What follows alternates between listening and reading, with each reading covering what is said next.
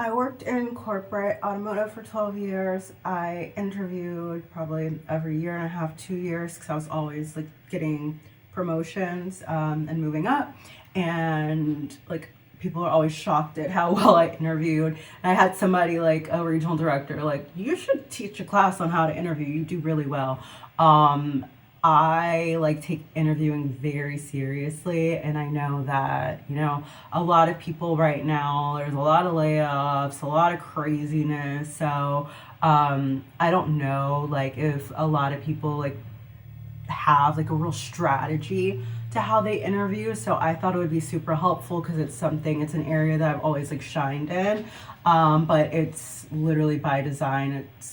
I put a lot of work into interviewing. So the thing about interviews is a lot of people just kind of like talk, and there's no like organization to their thoughts. And so for an interviewer to have to like try to pick out the pieces of information, it's too much. You need to be able to like articulate what it is you're trying to say, and it usually just gets really muddy in like what your main points are.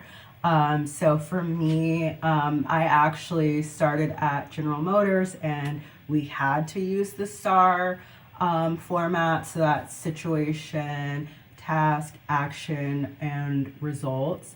And for me, I like use it always. Well, I haven't interviewed in a while because I got out of corporate, I got out of the workforce, but I just want to go over like how it works, because it's such a great way to like organize your thoughts, and it makes it so much easier for the interviewers. I'm telling you, like, it'll make a huge difference. So if I had an interview coming up, I literally would like lock myself in a room and for like days and prep. And so what I would do is literally like list out all the different examples, like what are my really strong examples of things that I've done that I'm really proud of, things that I know like stand out. And if you don't have anything, you should start thinking about, like, I always kind of in the back of my mind would have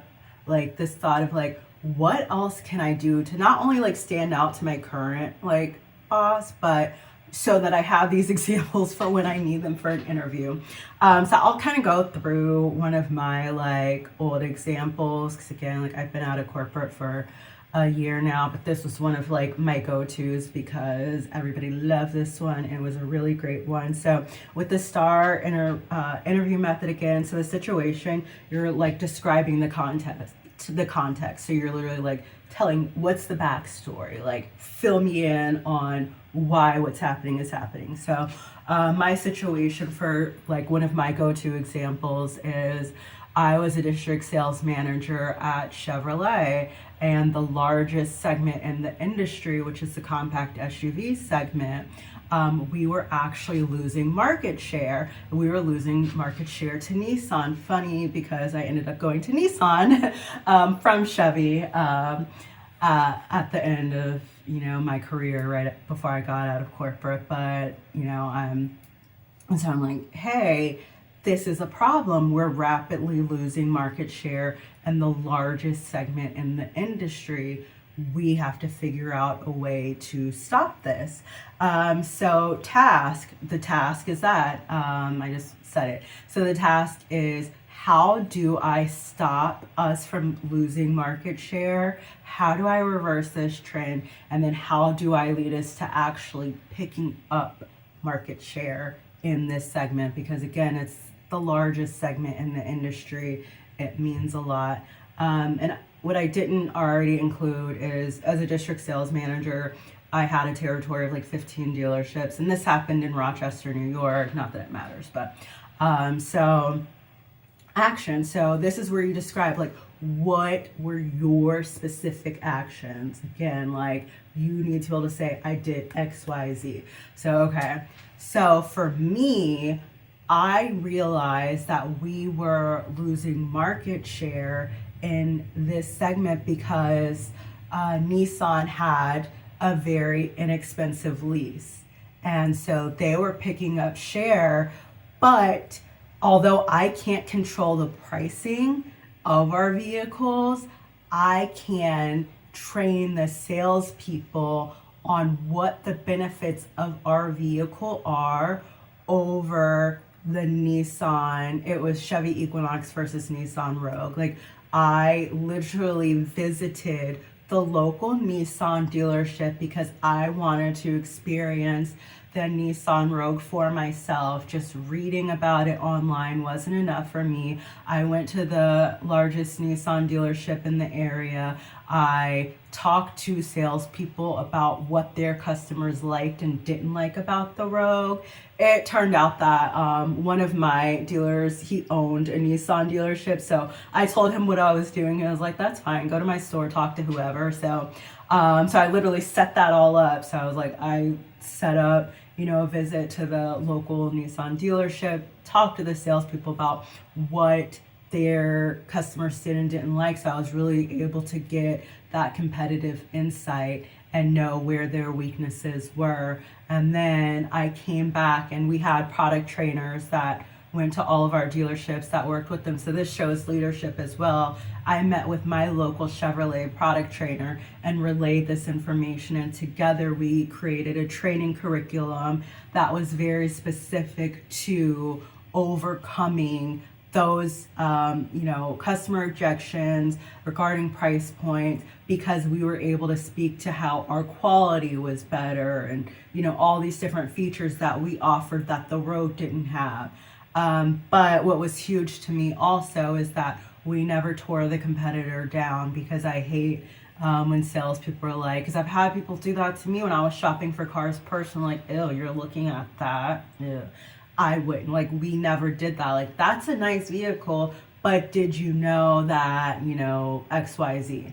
And just giving you facts, not our opinion, not our belief, like, this is what it is. And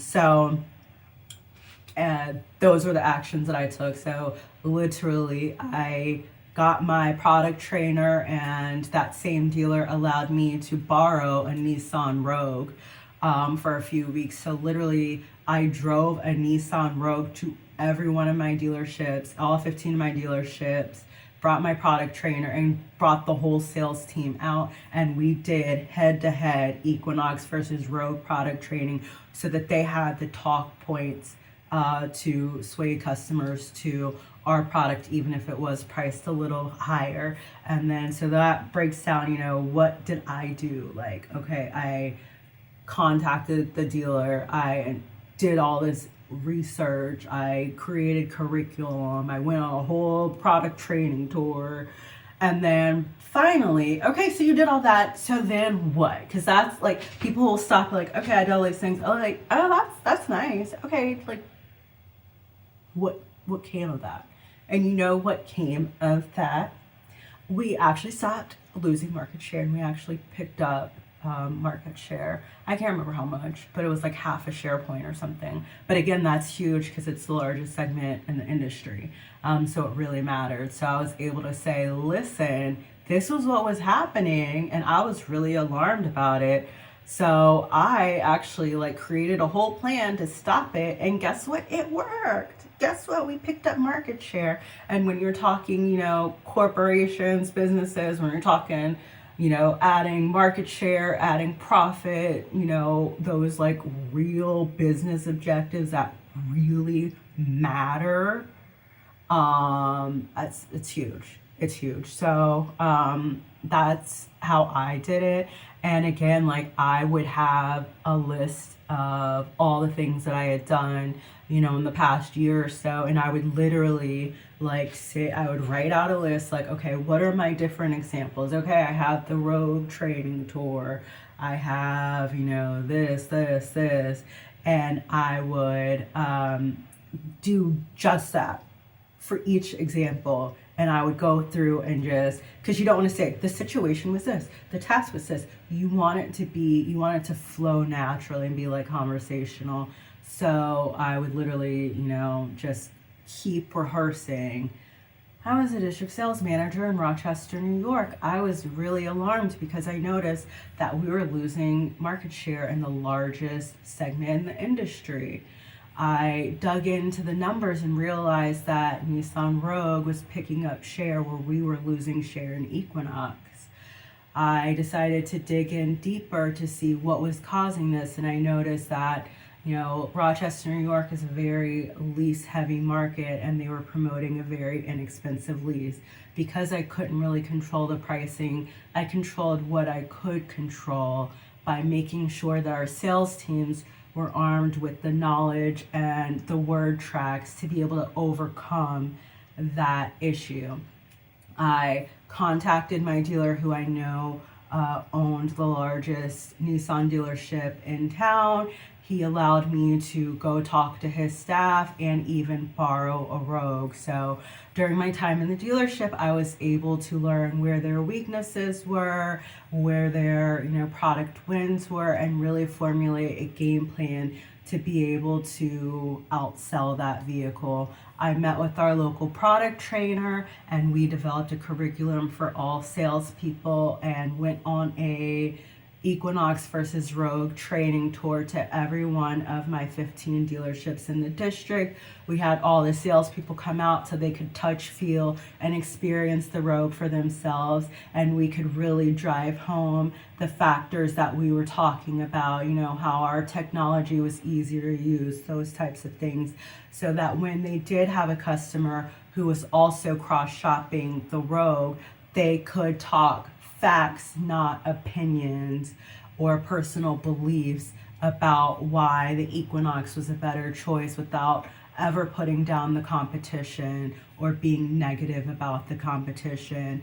As a result of this training tour, our sales teams were armed with those talk points and were really able to combat the issue that we had, and we saw sales and eventually market share actually pick up in that segment.